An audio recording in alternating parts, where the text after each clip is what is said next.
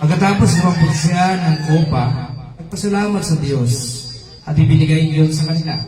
Sinabi niya, kayong lahat ay uminom nito, sapagkat ito ang aking dugo na katibayan ng tipan ng Diyos. Ito ang aking dugong ibinubuhos para sa kapatawaran ng kasalanan ng marami. Sinasabi ko sa inyo, hindi na ako iinom itong katas ng ubas hanggang sa araw na inamin kong panibago at nakasalo ninyo sa kaharian ng aking Ama. Amen. So, yung tinapay ay simbolo ng kanyang katawan. Kaya nga maraming nakakaunawa ng mga panahon ng iyon, ang mga pariseyo o yung mga leader ng sinagoga, hindi rin mga gets at maraming tao nagtatanong kasi sabi ng Panginoon, kakanin nyo ang aking katawan.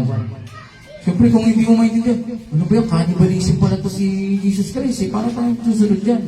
Kakanin daw yung katawan niya. Tapos sasabihin ni Jesus Christ, at iinumin nyo ang aking dugo. Uy, vampira pala to si Jesus Christ, iinumin yung dugo eh.